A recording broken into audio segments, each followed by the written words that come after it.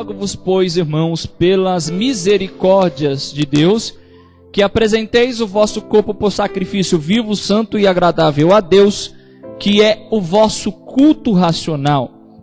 E não vos conformeis com este século, mas transformai-vos pela renovação da vossa mente, para que experimenteis qual seja a boa, agradável e perfeita vontade de Deus. Amém? Antes de os irmãos se assentarem, eu gostaria de fazer mais uma oração. Pai amado, em nome de Jesus Cristo, eu quero, Deus, te agradecer, Senhor Deus, até o momento que o Senhor tem falado conosco, Senhor Deus, pelos louvores, que o Senhor tem ministrado ao nosso coração. Mas agora, Senhor Deus, eu te peço que Deus, pelo teu Santo Espírito, possa, Senhor Deus, falar mais um pouco, Senhor Deus, pela tua palavra. Que saiamos daqui, Senhor Deus, sabendo, Senhor Deus, que o Senhor tem, Senhor Deus, falado com a tua igreja e tem, Senhor, ministrado a tua vontade sobre os nossos corações. E assim sejamos conduzidos, Senhor Deus amado, pela tua palavra e, Senhor, transformados, Senhor Deus amado, pelo teu querer, em nome do Senhor Jesus Cristo. Amém? Podem se assentar. Romanos capítulo de número 12 e verso de número 1 e 2. Irmãos, como eu mesmo disse,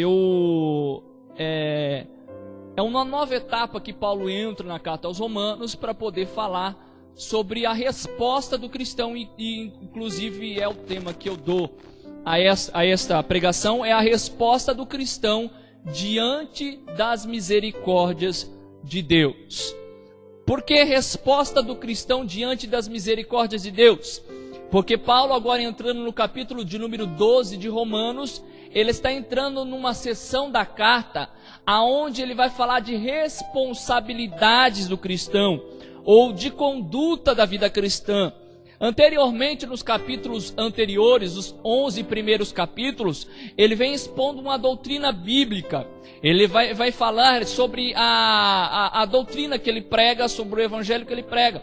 Relembrando os irmãos de algumas vezes que preguei aos Romanos, que Paulo, ele não era fundador da igreja de Roma, e ele, irmãos, tinha a intenção de ir até Roma. Quando ele escreve a carta aos Romanos, a intenção dele, logicamente, não é permanecer em Roma, mas conseguir um auxílio da igreja de Roma para que pudesse pregar a Espanha. E isso ele vai mencionar nos finais da carta aos Romanos, no capítulo de número 15 e capítulo de número 16.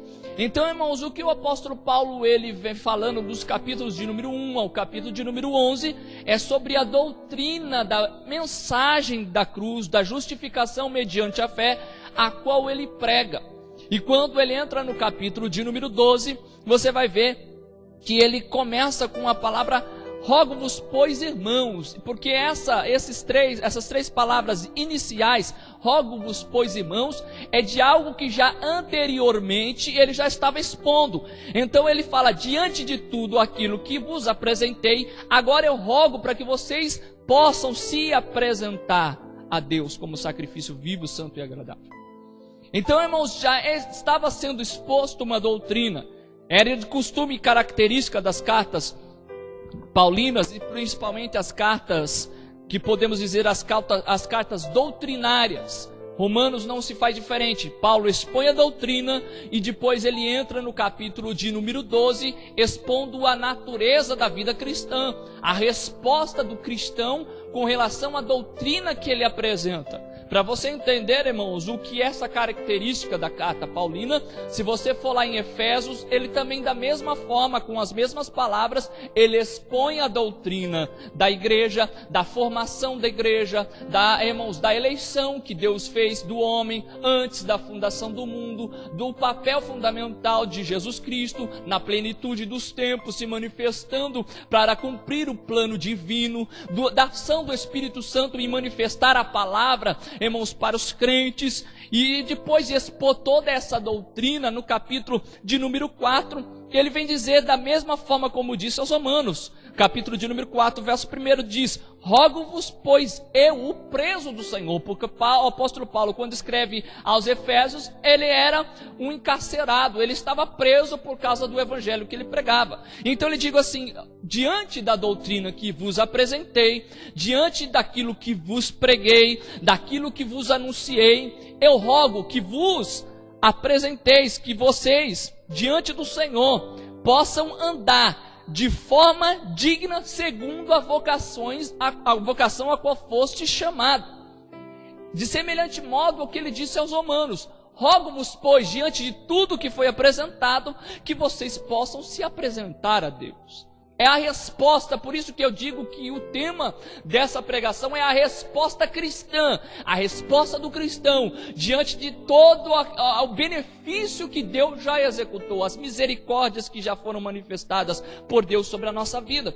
Eu posso tomar outro exemplo que está lá na carta aos Colossenses, no capítulo de número 3, versos do 1 ao 4, aonde Paulo anteriormente, nos capítulos de número 1 e número 2, vem expondo, irmãos, a posição de Cristo perante a igreja, porque ele vem, irmãos, corrigir algumas heresias que acontecem no meio do povo colossense, irmãos, com relação à supremacia e à excelência de Cristo, a posição de Cristo diante da igreja. E depois que ele apresenta, dizendo que Jesus Cristo, ele é suficiente, ele tem a supremacia da igreja, ele é o cabeça onde todo o corpo é bem ajustado. Quando ele vai expressar isso para a igreja de Colosso, ele diz lá no capítulo de número 3, verso 1 em diante de tudo isso, portanto, se já ressuscitastes em Cristo, buscai. Você vê que a palavra buscar, ela significa que devemos ter uma conduta cristã. Então, irmãos, o evangelho, a pregação do apóstolo Paulo, por inúmeras vezes, irmãos, nós podemos, irmãos, ser excelentes na teologia, podemos estudar, podemos, irmãos, nos formar, podemos buscar, mas não existe teologia sem conduta de vida cristã, sem ética cristã, sem que possamos andar segundo a vontade de Deus. Então o apóstolo Paulo aos Colossenses, ele diz: portanto, diante de tudo isso, manifestando a posição de Cristo diante da igreja, a sua supremacia, a sua posição como cabeça de todo o corpo, portanto, diante disso, se já ressuscitaste com Cristo, buscai as coisas que são de cima, de onde Cristo está sentado à destra de Deus, e pensai nas coisas que são de cima, que não são as coisas da terra, porque já estáis mortos, e a vossa vida está escondida com Cristo em Deus. Quando Cristo, que é a nossa vida, se manifestar, então também vós manifestarei com Ele em glória. Colossenses capítulo de número 3, verso de número 1 ao verso de número 4. Então, irmãos, o que ele vem expondo, e depois ele entra na relação da conduta cristã, da ética cristã, ele não simplesmente ele vai falar nesses dois versos qual que é a conduta cristã, mas ele vem no decorrer dos últimos capítulos de Romanos, expondo algumas ações cristãs que devem ser tomadas em resposta à graça divina, em resposta à misericórdia exercida sobre a vida do cristão. No capítulo de número 12, verso 3 a 8, ele vai falar sobre os usos dos dons espirituais, o devido uso dos dons espirituais. No capítulo do número 12, do verso 9 ao 20, ele vai falar sobre as virtudes recomendadas sobre a vida do cristão. No capítulo de número 13, 1 ao 7, ele vai falar sobre a obediência às autoridades que foram instituídas por Deus. No capítulo de número 13, de 8 a 10, ele vai falar sobre o amor ao próximo, que é o cumprimento da lei. No capítulo 14, de 1 a 12, ele vai falar sobre a tolerância para com os fracos na fé. Capítulo 14, de 13 a 23, ele vai falar sobre a liberdade e a caridade. E no capítulo de número 15, de 1 a 13, ele vai falar sobre nós imitarmos a Cristo. Então, irmãos, quando nós entramos para falar sobre ética cristã, conduta cristã, existe um repertório bem grande para que nós possamos nos apegar e podemos caminhar segundo a vontade de Deus. Eu poderia voltar em Efésios e também voltar em Colossenses para poder falar de algumas atitudes cristãs que nós, dentro de nossos lares, no nosso trabalho, junto com as pessoas que nos cercam, podemos caminhar Porque o apóstolo Paulo mesmo, aos Efésios, ele vai dizer sobre a conduta do cristão com relação o marido com relação à mulher. Ele vai falar sobre a posição da mulher, ele vai falar sobre pais e filhos, sobre os filhos serem submissos aos vossos pais, sobre o pai não provocar a ira dos vossos filhos, sobre os senhores também não serem pesados aos seus servos, e nem os seus servos também servirem aos seus senhores como se estivesse servindo a Cristo. Então, irmãos, você acha que cristianismo é simplesmente você ouvir uma palavra de sabedoria e não ter conduta de vida cristã? O cristianismo, irmãos, ele começa, irmãos, a partir do momento que ele converte e transforma a vida do cristão. E nós vamos ler isso, irmãos, e vamos ver o que Paulo diz evidentemente nessa carta. O que nós inicialmente dizemos é que Paulo ele faz um rogo diante da igreja de Roma e fala assim: olha, diante de tudo que vos apresentei, pelas misericórdias de Deus. Quais são as misericórdias? O que Deus já fez, irmãos? Porque o cristão tem uma mente muito fraca. É que nem brasileiro quando vai votar. Se esquece dos corruptos que elegeu no passado e acaba elegendo novamente. O cristão, irmãos, ele olha para a sua vida presente e se esquece de tudo que Deus já fez, de tudo que Deus já realizou, que tudo que Deus já manifestou sobre a sua vida. Então, irmãos, o que o apóstolo Paulo, ele volta a dizer, ele fala assim: rogo-vos, pois, irmãos, pelas misericórdias de Deus. Quais são as misericórdias que ele vem expondo na carta? Irmãos, rapidamente, para que a gente possa fazer um resumo da carta aos Romanos, porque é importante, irmãos, eu já sei que eu já falei isso por inúmeras vezes, mas é importante nós nos atentarmos quais são as misericórdias de Deus, para que a gente possa entender o que Paulo fala aqui no capítulo de número 12. É importante nós sabermos o que Paulo vem tratando nos capítulos anteriores. Vamos lá, capítulo de número 1, perdição dos gentios. O apóstolo Paulo vai dizer que todo gentio é inexcusável, indesculpável perante Deus. O que é descrito pelo apóstolo Paulo, que pela revelação de Deus, pelo tudo que Deus criou, pelo tudo que Deus realizou, em vez de adorarem o Criador, adoraram a sua criatura, aquilo que Deus ele criou. Então o apóstolo Paulo ele fala assim: então Deus vos entregou as vossas paixões, aos vossos costumes, e aí ele vai enumerar um grande número de pecados que está descrito no capítulo de número 1 de Romanos. E quando no capítulo de número 1, verso de número 20 e 21, ele diz assim: porque as suas coisas invisíveis, aquilo que Deus fez desde a criação do mundo, tanto o seu eterno poder como a sua divindade, se entendem e claramente se vê pelas coisas que estão criadas, para que eles fiquem inexcusáveis ou indesculpáveis, porquanto, tendo conhecido a Deus, não o glorificaram como Deus, nem lhe deram graças, antes em seus discursos se desvaneceram e o seu coração insensato se obscureceu. Capítulo de número 1, irmãos, e é o interessante da posição cristã.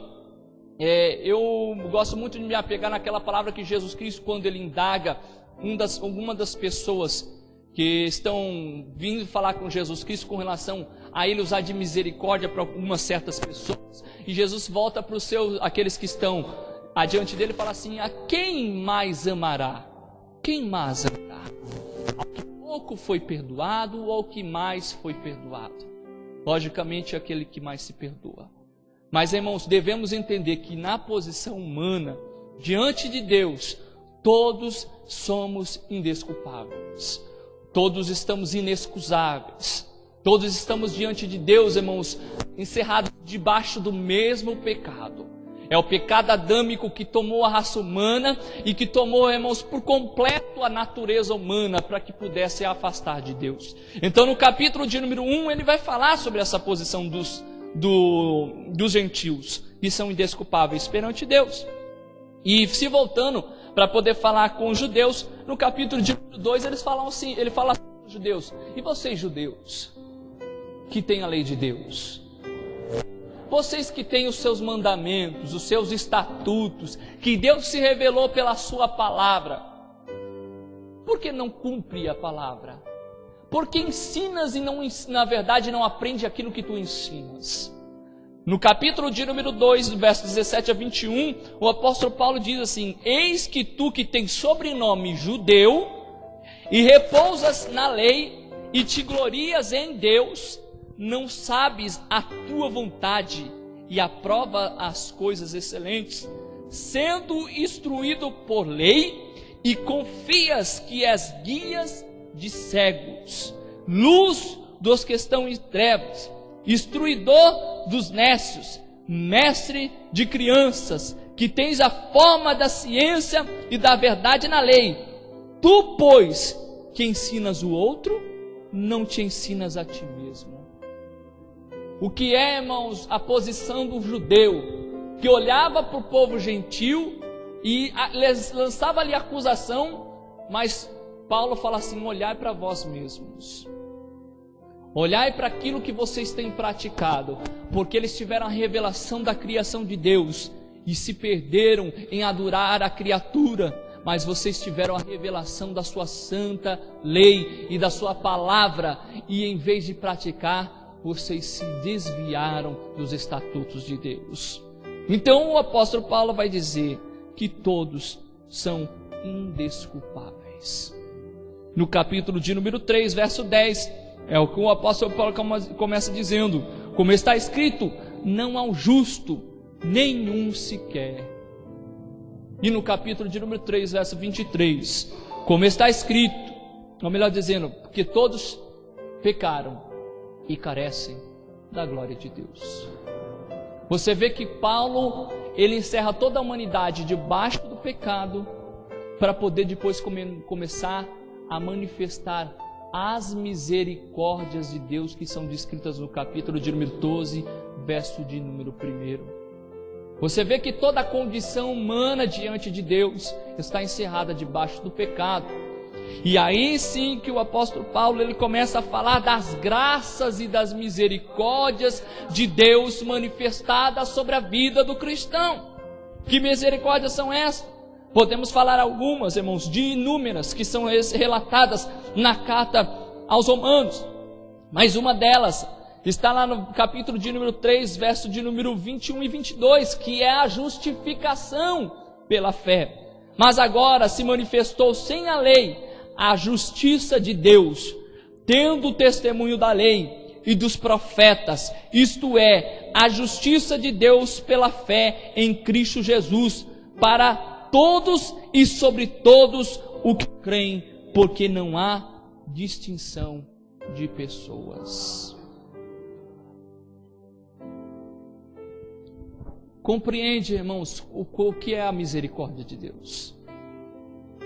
Para você entender, irmãos, e isso o cristão compreende, deve compreender muito bem, porque se não compreende, se não entende o que é, irmãos, a posição diante de Deus, o que você adquiriu quando Deus te resgatou, irmãos, está incompleto o evangelho na sua vida. Se você não conseguir compreender ao seu estado inicial de pecador, de pecado, e nisso, irmãos, conseguir contemplar as misericórdias de Deus se manifestando sobre a tua vida, o teu evangelho está, irmãos, incompleto, porque tudo se começa quando estamos encerrados debaixo do pecado, e Deus começa a agir com a sua misericórdia. Justificados fomos, pois, mediante a fé. Segundo ponto que podemos falar sobre as misericórdias de Deus é a paz que nós tivemos com Deus, que está descrita no capítulo número 5, verso de número 1. Tendo sido, pois, justificados pela fé, temos paz com Deus por nosso Senhor Jesus Cristo. Mais uma das misericórdias de Deus que podemos relatar na carta aos Romanos é a misericórdia que Deus expressa lá em Romanos capítulo de número 11, verso 32. Quando o apóstolo Paulo diz: porque Deus encerrou todos debaixo da desobediência, para com todos usar de misericórdia.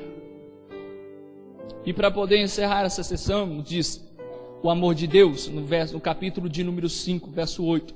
Mas Deus prova o seu amor para conosco, em que Cristo morreu por nós, sendo nós ainda pecadores. Então, irmãos, o que é Deus se manifestando perante a humanidade? Quando Paulo, irmãos, ele entra na carta aos Romanos, nessa parte prática, na ética cristã, na conduta da vida cristã, ele, irmãos, está dizendo que existe uma resposta cristã diante de tudo aquilo que Deus já executou. Tem que existir uma resposta racional, uma resposta direta, uma resposta que não haja dúvida, uma resposta a qual você não possa, irmão, simplesmente ser levado pela conduta dos outros, ou ser guiado pelo conhecimento dos outros, ou por uma vida que você não tem relacionamento com Deus. O que o apóstolo Paulo está dizendo? Que diante de tudo que foi manifestado, você sendo pecador, Deus usando de misericórdia, manifestando a sua graça, te tirando do pecado, te colocando na sua presença, se manifestando diante, irmãos, da vida do cristão, irmãos, fazendo que ele venha andar em espírito, fazendo que ele possa caminhar com Deus, diante de tudo isso que é, irmãos, manifestado, de tudo isso que é aberto, irmãos, como um livro que acontece sobre a nossa vida. O apóstolo Paulo fala: diante de tudo isso, vos apresenteis o vosso corpo por sacrifício vivo, santo e agradável a Deus.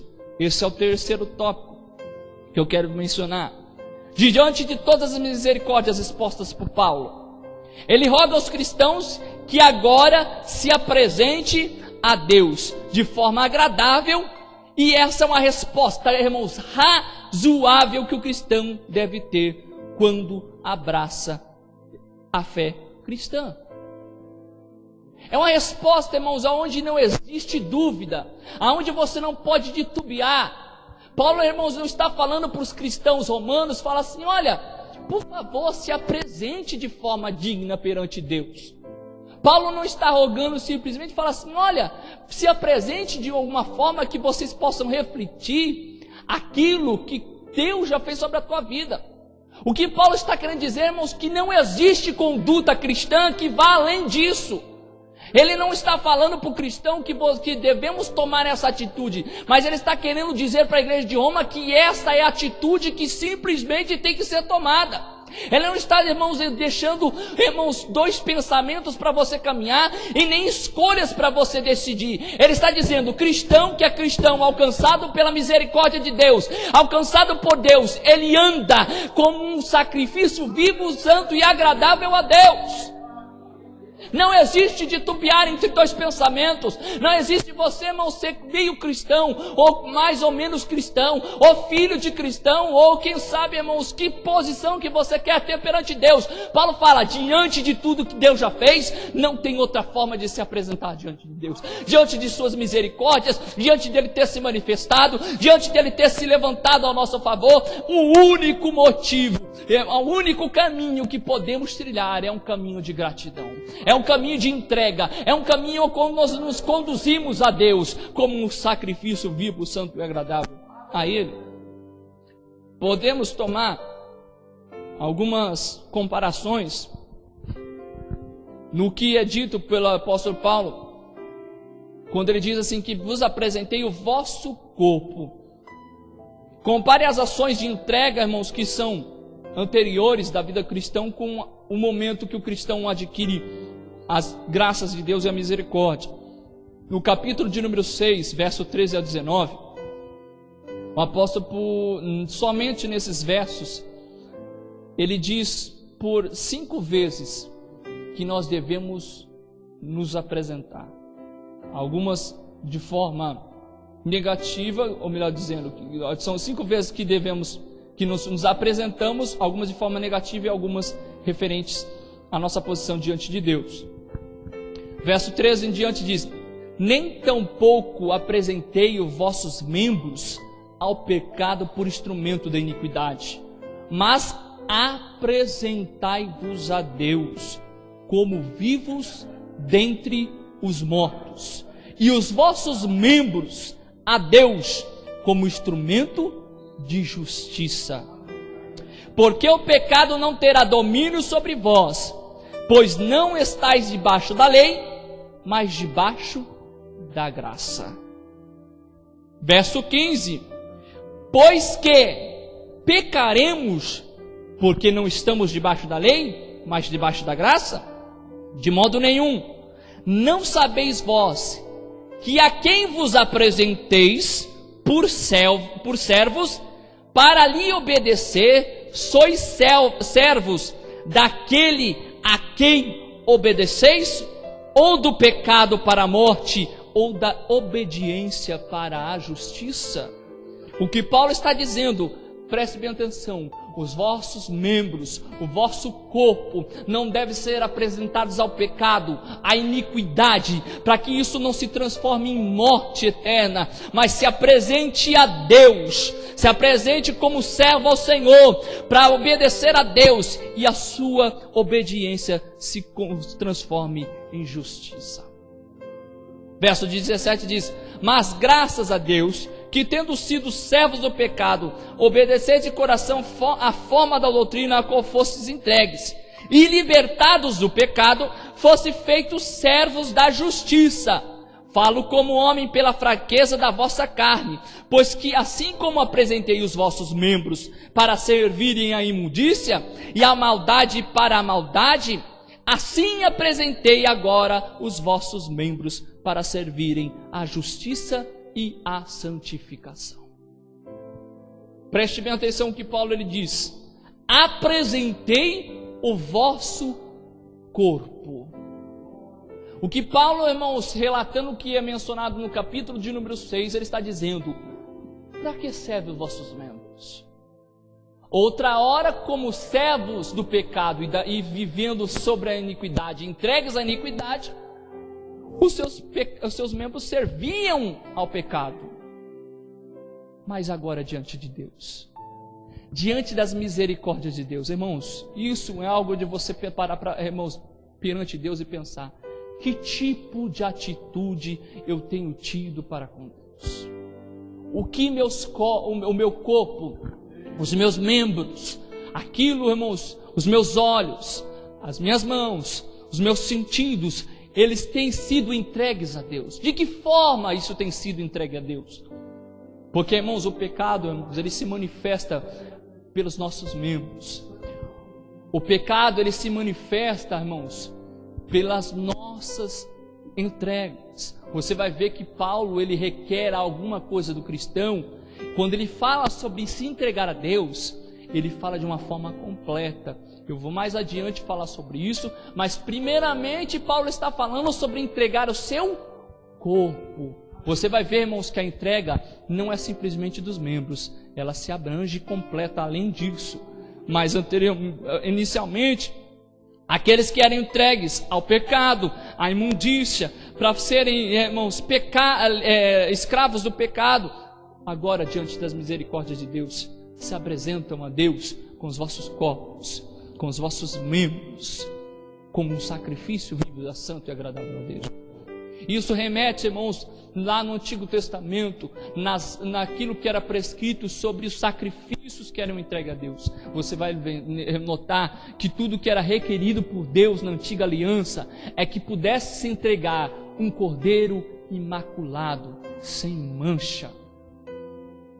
E aquilo, quando era imolado perante Deus, a palavra do Senhor vai dizer que subia com um cheiro agradável à sua presença. A vida do cristão é da mesma forma. De que forma vocês se apresentam diante de Deus? Será que o nosso sacrifício de vida, a nossa conversão, a santificação que nós temos diante de Deus, ela expressa um cheiro agradável perante Deus? Primeira coisa que Paulo requer, irmãos, do cristão: que entregue os vossos corpos como sacrifício vivo, santo e agradável a Deus. Se você tomar lá, irmãos, o capítulo de número 6, mesmo que nós lemos, verso 13, o apóstolo Paulo lá vai dizer assim, no verso de número 13: nem tampouco apresentei os vossos membros ao pecado por instrumentos de iniquidade, mas apresentai-vos a Deus como vivos dentre os mortos. O que o apóstolo Paulo está querendo dizer é que quando nos entregamos a Deus, quando existe uma transformação na vida do cristão, nós saímos de um estado de pecado e de mortandade para nos apresentarmos diante de Deus em vida. É o que é dito pelo apóstolo Paulo lá em Efésios capítulo de número 2. Estando vós mortos em vossos delitos e pecado, Ele vos deu vida, vos vivificou, pela graça sois salvos. O que o apóstolo Paulo está querendo dizer, irmãos, que um cristão, alguém que tem uma vida com Deus, ele tem, irmãos, a sua conduta normal, racional, espiritual, sempre direcionada a se entregar a Deus de todas as formas. O pecado, irmãos, será que ele ainda cativa a nossa vida? Será que o pecado ainda nos deixa aprisionados? Será que ainda somos, irmãos, submetidos como servos do pecado?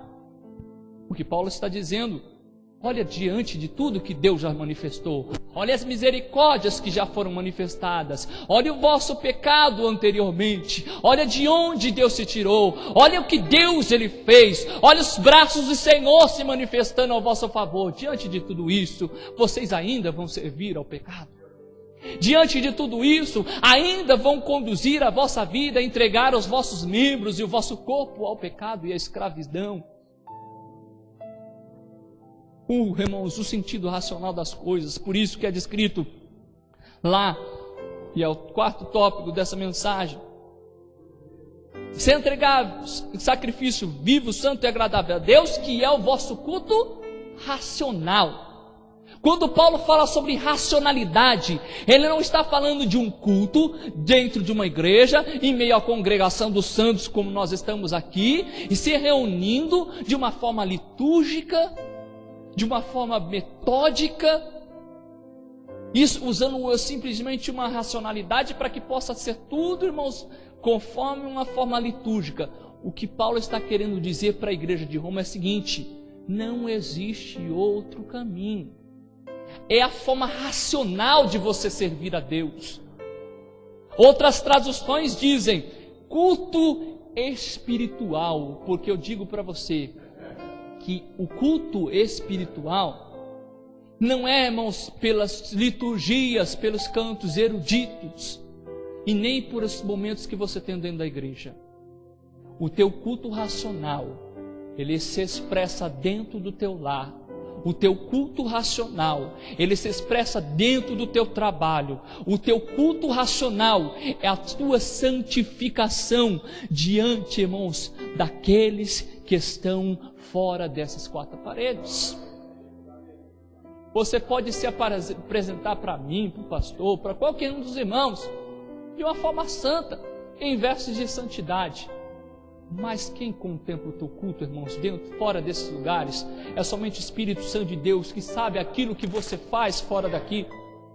Porque a racionalidade de um culto a Deus não é, irmãos, liturgia, não é cantos eruditos, são cantos ensaiados e bonitos.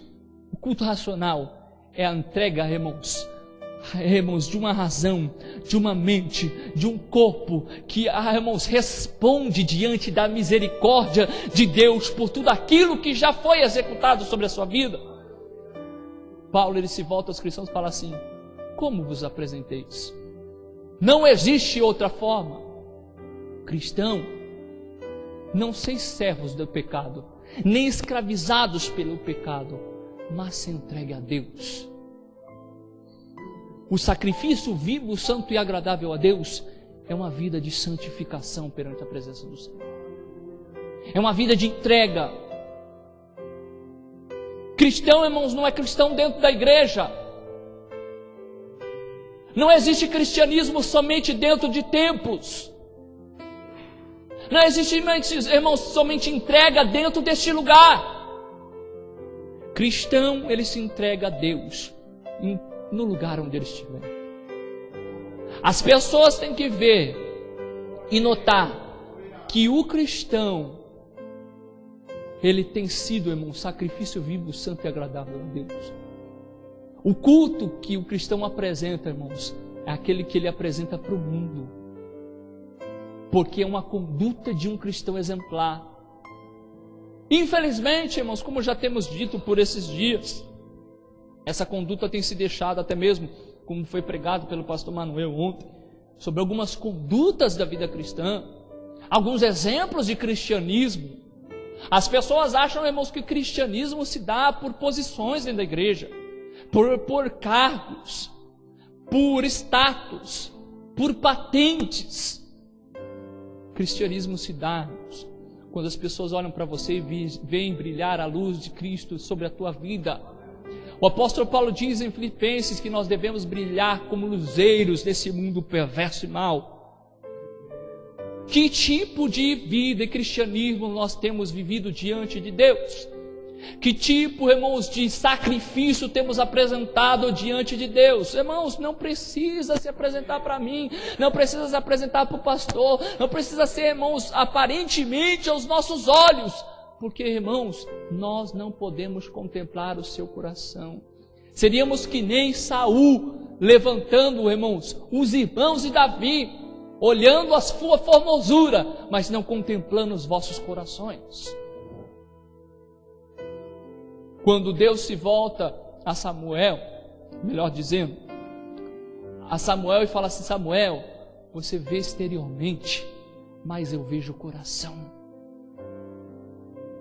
Então, irmãos, rogo-vos, pois, irmãos, que pelas misericórdias de Deus, que apresentei o vosso corpo em sacrifício vivo, santo e agradável a Deus, que é o vosso culto racional. E agora no verso de número 2, o apóstolo Paulo ele vai trazer dois verbos aqui, irmãos, que tem um sentido oposto, mas os irmãos vão compreender o que eu estou falando.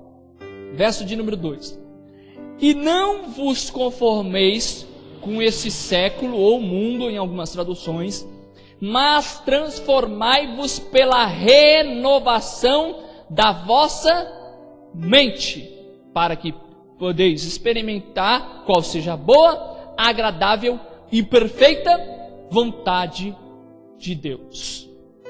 Os dois verbos aqui, irmãos, que são descritos pelo apóstolo Paulo, o primeiro é conformar e o segundo é transformar.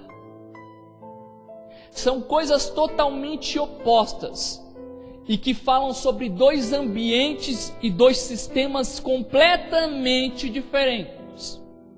Se o apóstolo Paulo está dizendo assim: rogo-vos, pois, irmãos, pelas misericórdias de Deus, que se apresentei a Deus, ele vai dizer de que maneira devemos nos apresentar a Deus.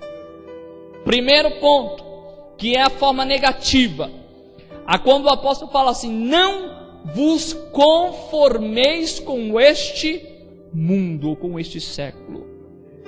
Quando nós falamos sobre conformar, o apóstolo Paulo está querendo dizer que não devemos nos amoldar aos padrões do mundo, não tomar a forma do mundo, não seguir o sistema do mundo. Quando é descrito o mundo, irmãos, não é mundo físico, não é mundo material, são, irmãos, sistemas a corrigem a nossa sociedade, a corrigem o mundo. São algumas ações que são normais para aqueles que não são cristãos, ações normais que se podem ter até o mesmo, irmãos, nos dias de hoje, e que infelizmente pouco a pouco tem se tomado e se penetrado para dentro de algumas igrejas. Podemos, irmãos, destacar algumas ações, como casamento, como conduta de santidade no casamento, como uma vida com Deus através da espera pela pessoa que Deus tem preparado.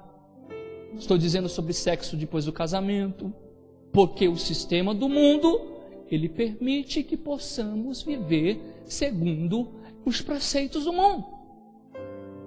Quando Paulo fala século ou mundo, ele está falando sobre esse sistema. Irmãos, se você for falar que você não pratica sexo antes do casamento no mundo, as pessoas te chacotam. Porque o sistema do mundo, ela te conduz a você se entregar à sua felicidade e às paixões mundanas. Tudo pode para você ser feliz. Tudo que você fizer para você te conduzir à felicidade lhe é permitido. Esses são os sistemas do mundo.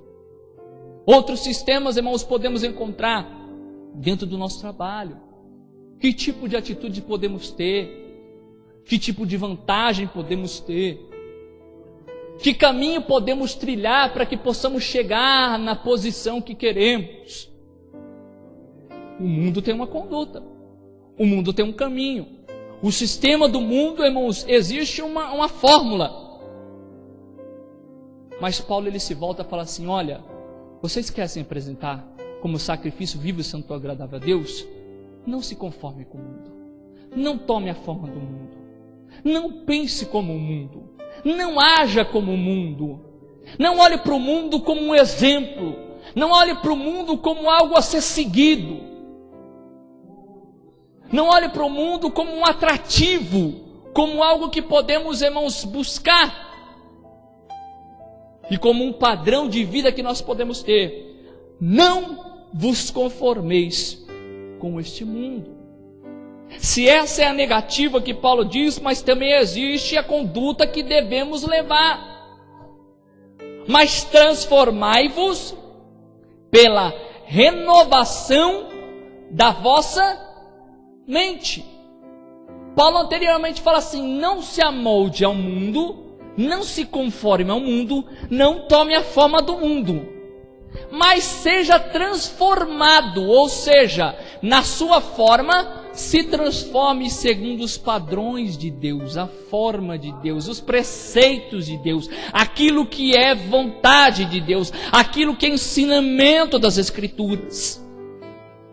O apóstolo Paulo está falando assim: olha, preste bem atenção, a conduta do cristão que é agradável a Deus em seu sacrifício, ele não se amolda ao mundo. A sua mente não está focada nas coisas do mundo, mas ela está formada, renovada, transformada, conduzida como as vontades de Deus e a sua palavra. Pela renovação que Deus ele faz na nossa mente. E, irmãos, preste bem atenção. Quando Paulo começou dizendo no capítulo de número 1, ele disse sobre entregar os nossos corpos. Só que agora no capítulo de número 2 ele fala não somente o corpo, mas também a mente. Irmãos, não existe, como eu disse a autora nesse momento da mensagem, meio cristão. Você tem que se entregar a Deus totalmente, de corpo e espírito. Não existe, irmãos, você se entregar pela metade. O que o apóstolo Paulo fala assim: apresentei o vosso corpo, que são aquilo que outra hora praticavam imundícia, que era entregue ao pecado, mas agora são entregues a Deus. Onde se manifestava o pecado, agora se manifesta a justiça pelos vossos membros.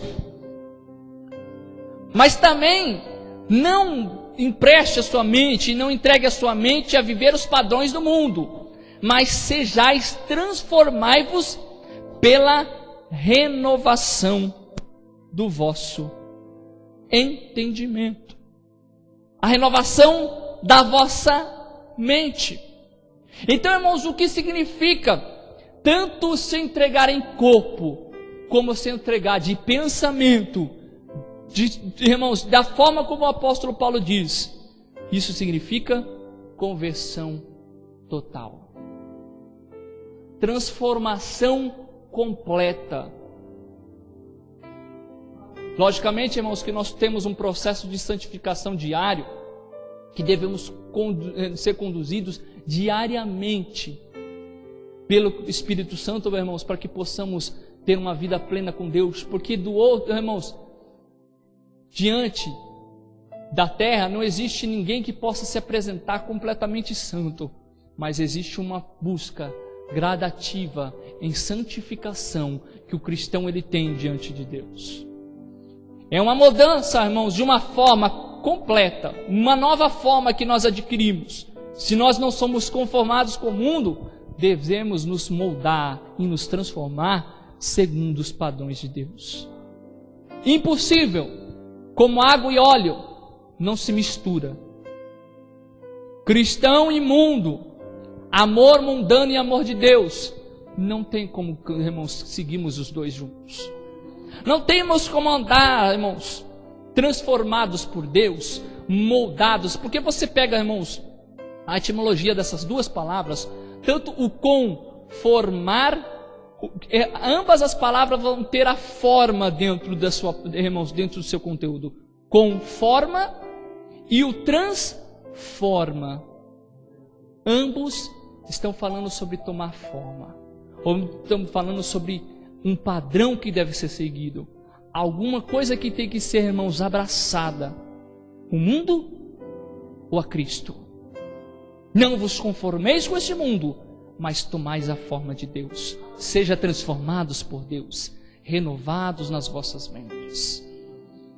Ainda sobre a transformação, lá em 1 Coríntios, capítulo de número 2, verso de número 9 em diante, para que vocês possam entender o que é um pouco dessa mente cristã, dessa transformação da mente cristã.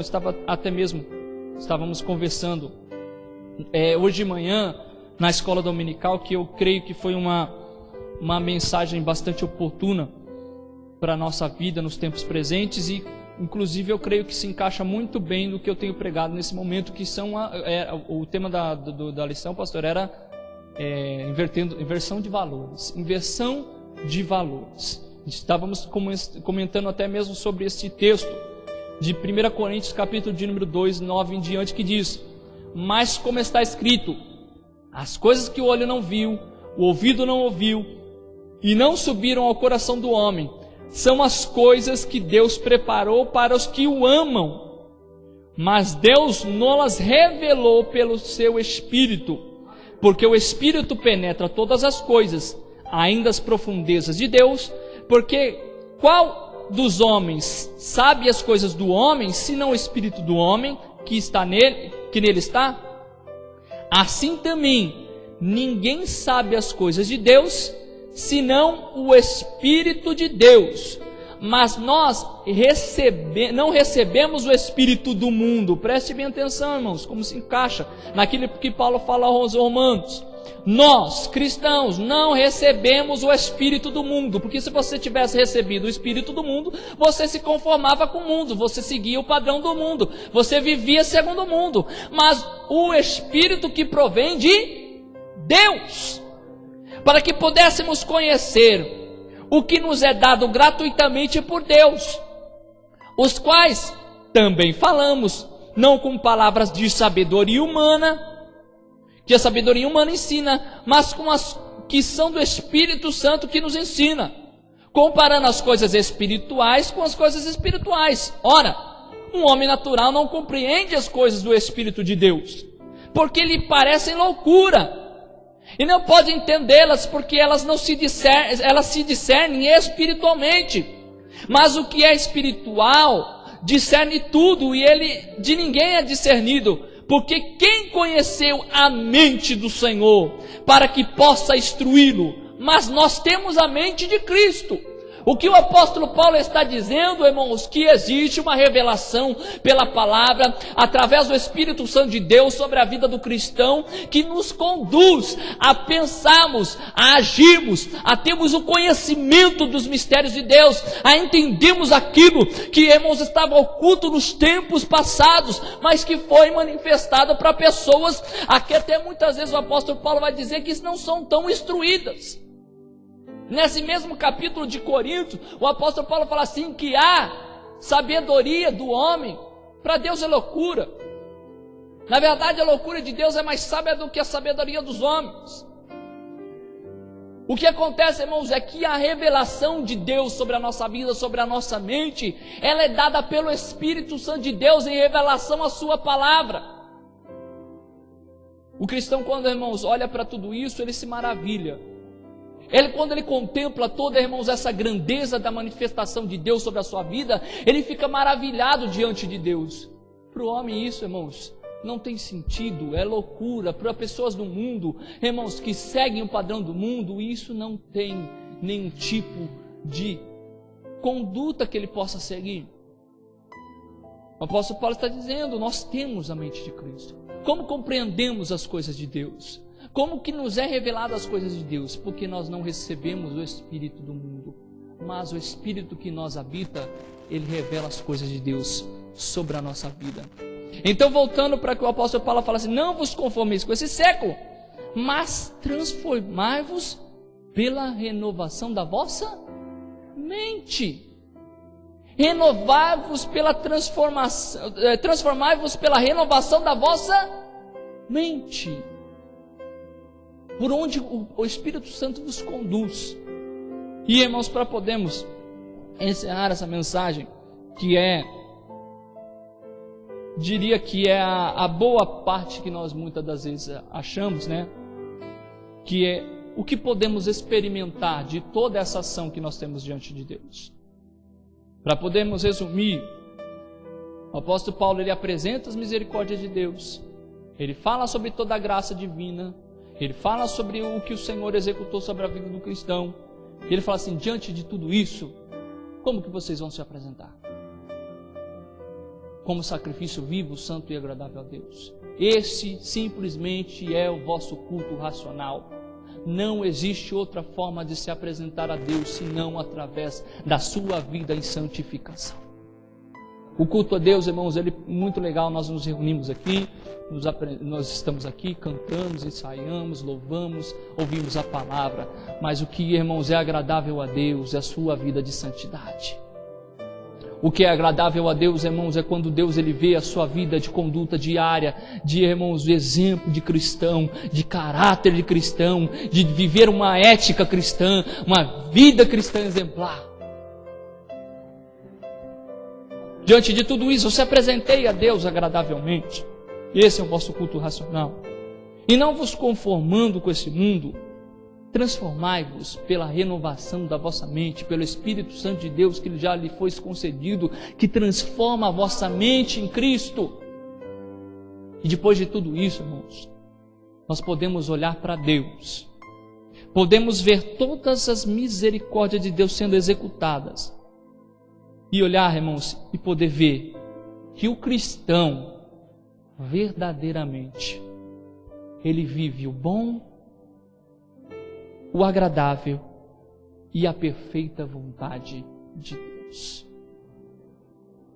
Quem sabe, irmãos, para o mundo, o que é bom, como foi o pastor Pedrosa disse, até mesmo de manhã, na aula, ou foi o livro, eu li um livro que, eu não vou me lembrar qual é o livro, que dizia assim, que as delícias do mundo são como um viajante no deserto, que ele afadigado da viagem sem água, ele procura por alguma coisa que possa lhe saciar a sede.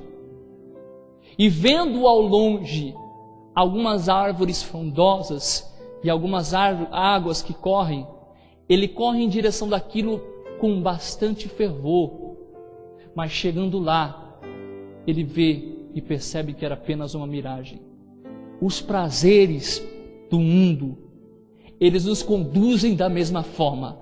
Corremos, vamos em direção de algo que é muito bonito e frondoso. Árvores que balançam, águas correntes cristalinas que correm. E quando chegamos no final da nossa vida, vamos perceber que tudo isso era miragem. Porque, irmãos, o que pode nos trazer gozo completo, alegria completa, ser, irmãos, vivemos algo bom, algo agradável, algo perfeito, o mundo não pode, irmãos, conduzir. Senão Paulo diria de outra forma, se conforme com o mundo, para que podeis experimentar as coisas do mundo. Se padronize ao mundo, para que você seja feliz com o mundo. Mas Paulo ele diz, não se conforme com o mundo, se amolde a Deus, se conforme com Deus, porque o que tem preparado para nós é bom, é perfeito e agradável. Amém? Assim agradeço essa oportunidade em nome de Jesus.